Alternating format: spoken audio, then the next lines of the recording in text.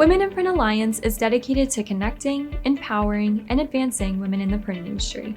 As part of Printing United Alliance, we're fostering a more inclusive future through advocacy, education, and networking opportunities that connect women across the entire industry. Join us as an individual to grow your career, expand your network, and access exclusive resources, or enroll your entire organization to show your commitment to supporting women in print. Become a member today at womeninprintalliance.org and help us shape the future of print.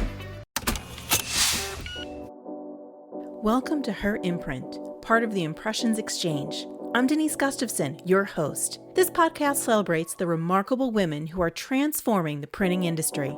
We'll explore their journeys, from challenges to triumphs, and share the stories that leave a lasting imprint. So today I have with me Kim Woodin. She's owner of Aurora Fence Print. So Kim, welcome.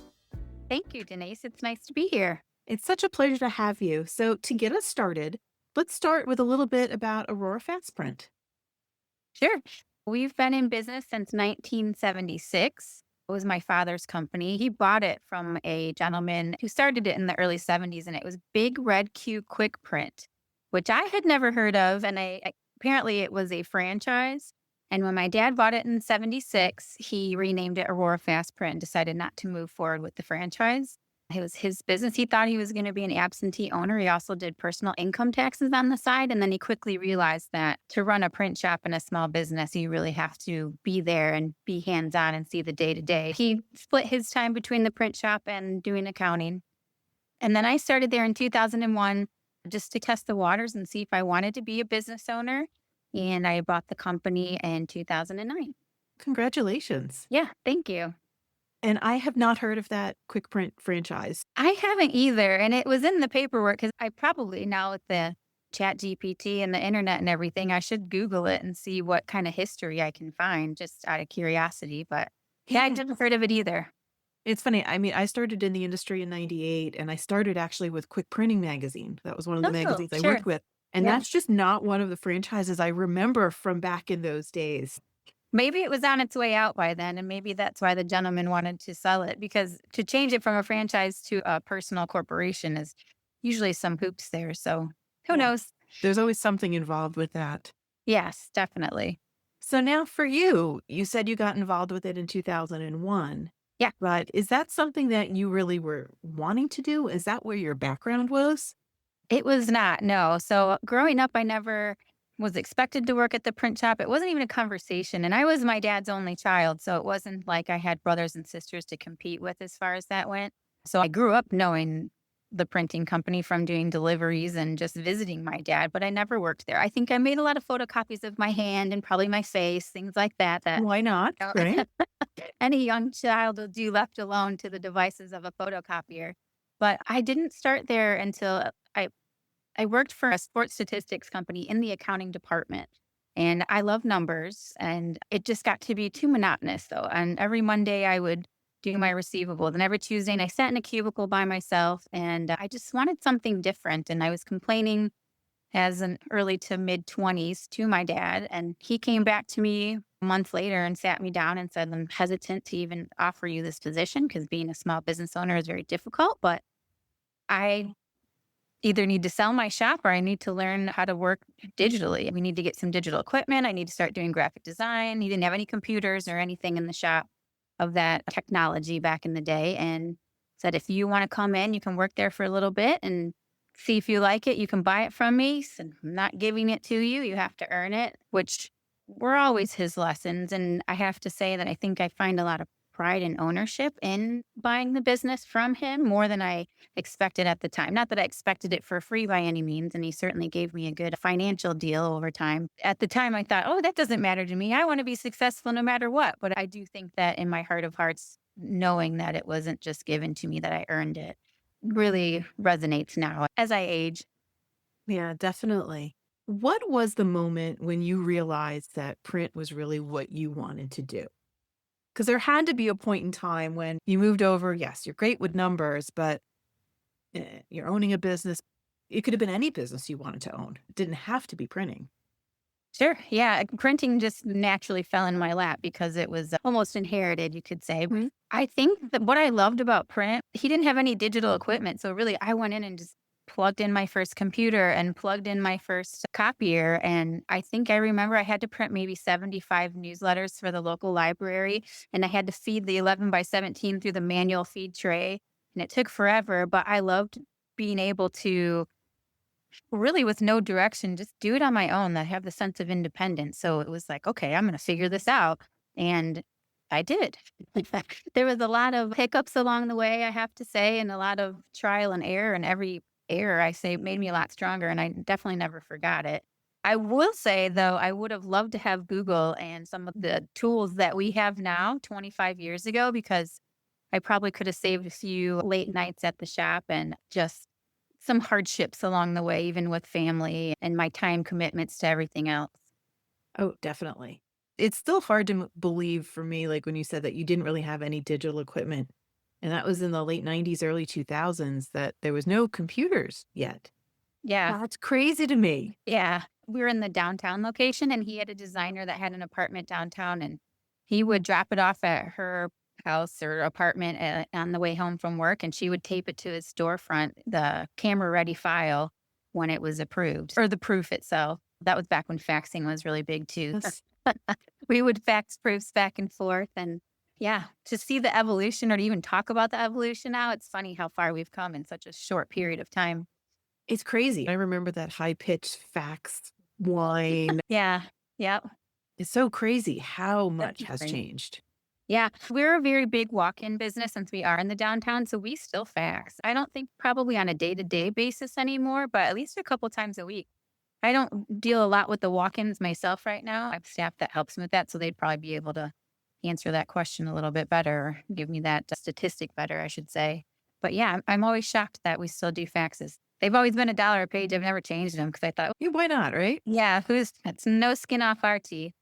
Now, for you, it's probably a really interesting thing. Like you said, so much has changed even since you've started, since your dad bought the company in 76. I can't imagine the changes that have gone on, not only in technology, but also just in the industry itself. Now, growing up around a print shop, I'm guessing you understood what the printing industry was, how people viewed it. Have some of those ideas changed or evolved over time for you? I would say yes, definitely. I think there was that phase when print was dead or print is dead, whatever Mm. that topic was. And I think I was early enough in print at that time to really be scared of that. And our business did change. We had some ups and downs, definitely, but it almost went from just a strictly business to business and consumer with some of the digital equipment because I could produce things a lot faster. And the print certainly never, and I can say that from a successful printing view right now, but it's never going to be dead. It might evolve, it might change. We do less letterhead, but we do more brochures.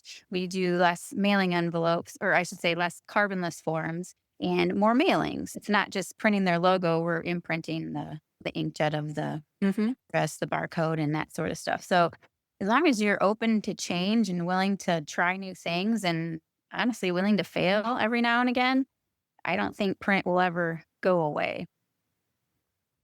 Now, how do you measure success? Since so much has changed, you say you have to be willing to fail.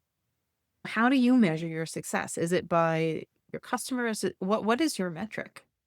I would definitely say, first and foremost, my employees, just knowing that they are comfortable and taken care of.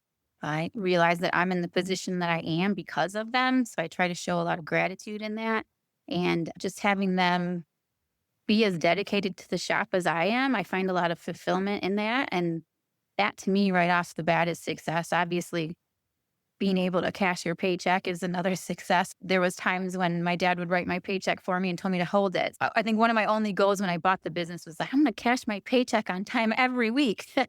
There wasn't a whole lot of strategy back in the day when I bought it, but those little things I still remember. And even though it was maybe one big goal as far as what I was considering a goal, when that happens, I find a lot of success in that. And the Now, goal. the goals change over time, right? They always So, do. yeah.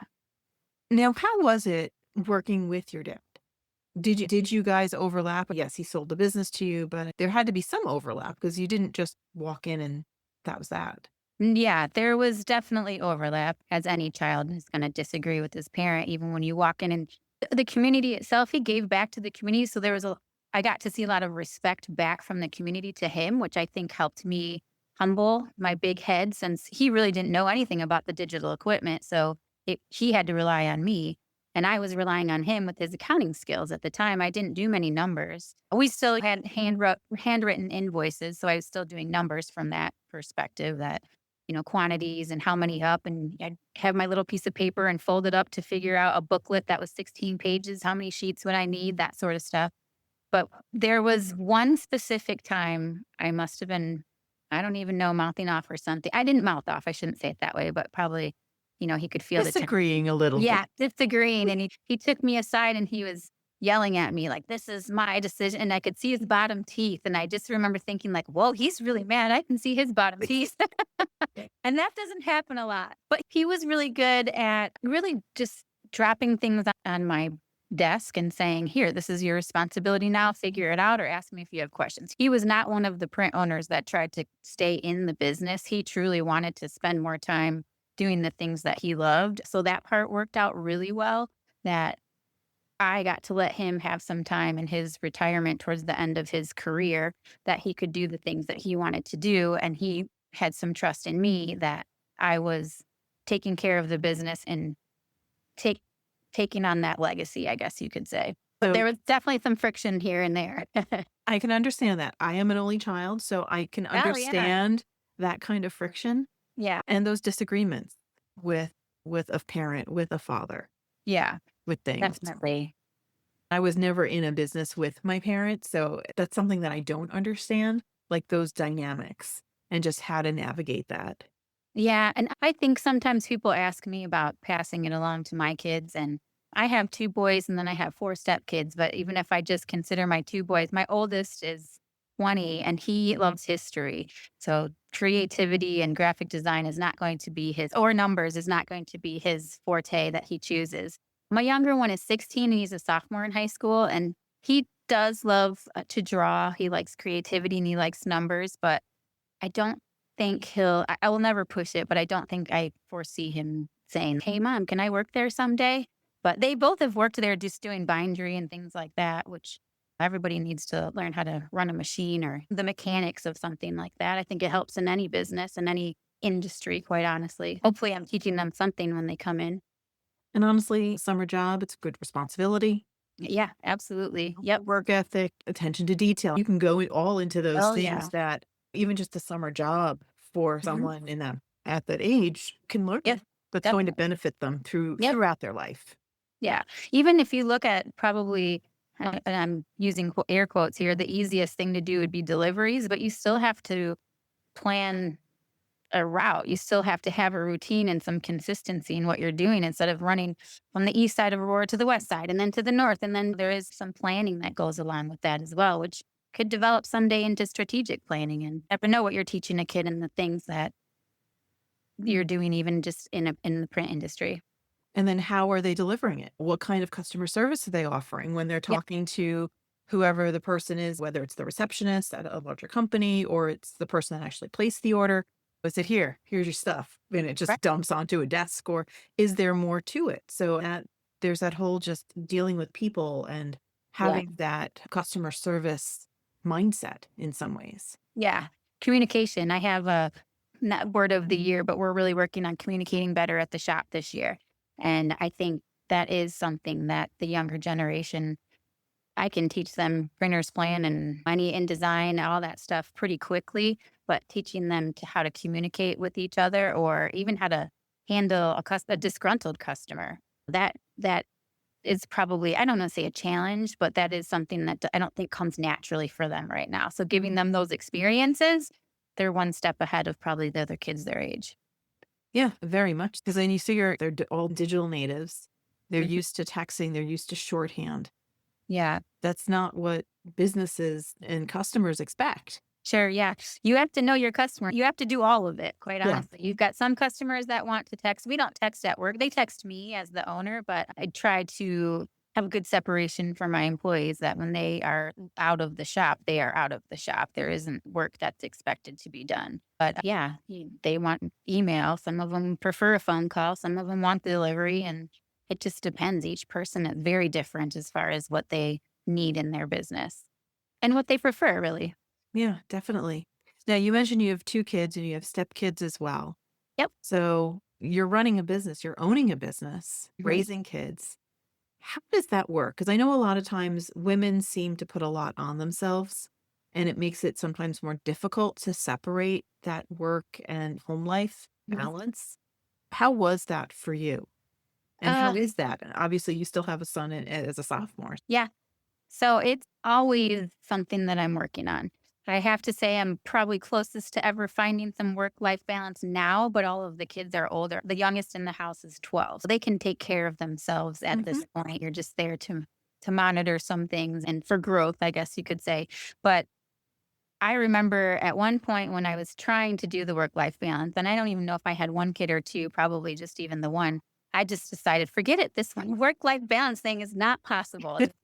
Take it as it comes because it was you can try to meditate, you can try to journal, you can try to do all those things, but when you're running a business and taking care of a family and there is no schedule. When the kid is up, you have to take them out of the crib and it's not like they're going to hang out and brush their teeth and sit in front of the TV for 15, 20 minutes before they want to come upstairs and have breakfast. So you're always on and finding time for yourself in that moment is I didn't give up on it. Obviously, I fit it in where I could, but I tried not to be so hard on myself, I guess I could say, for not handling it well and for feeling the stress of all of that, really. Things I remember coming home, I didn't cook much dinner at the time because I'm a terrible cook.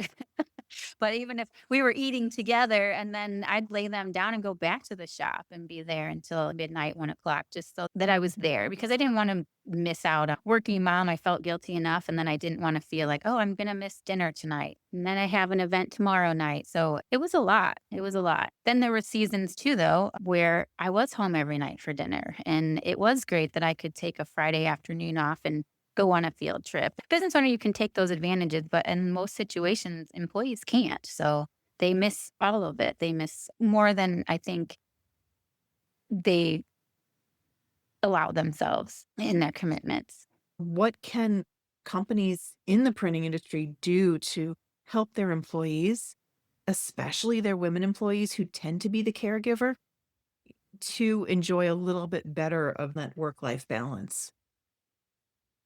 I think as a print owner, I hope, and really anyone can do this in any industry, is just be flexible and understanding with your employees when they do need time off.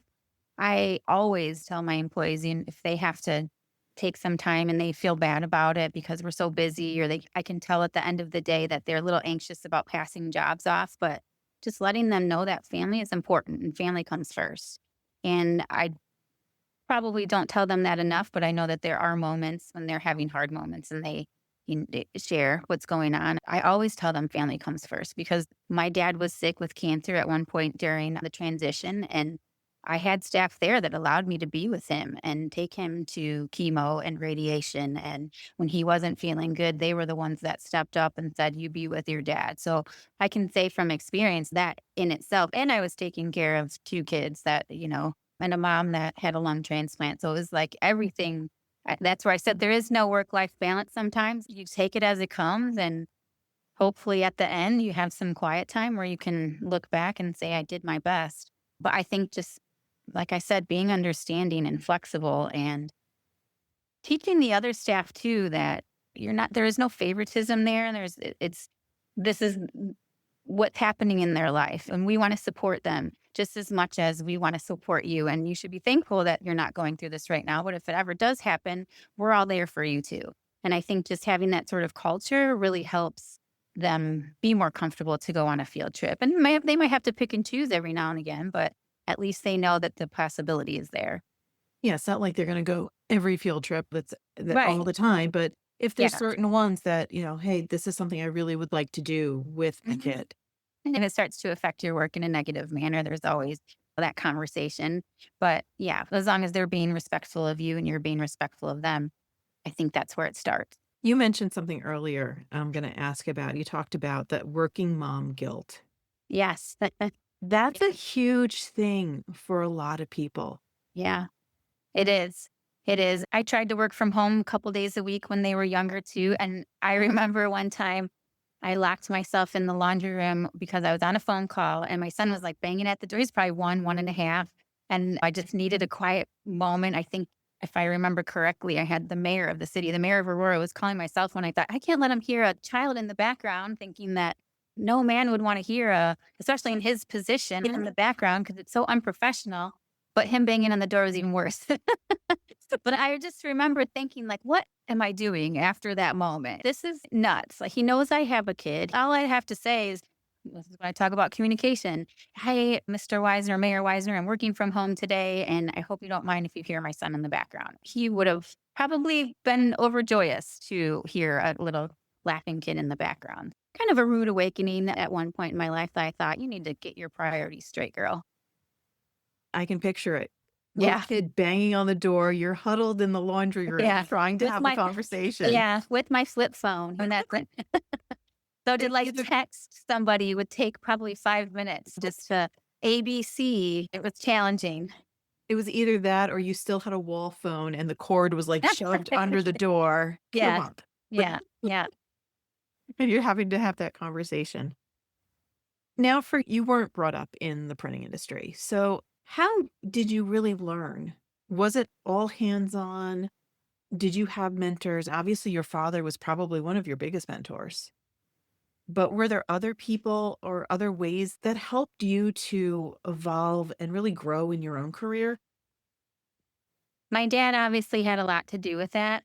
So actually, I would say with the equipment specifically, his staff, there was only 3 of them at the time. So there was customer service and she also she didn't just take the orders, she did bindery, she boxed up the jobs. And then we had a pressman.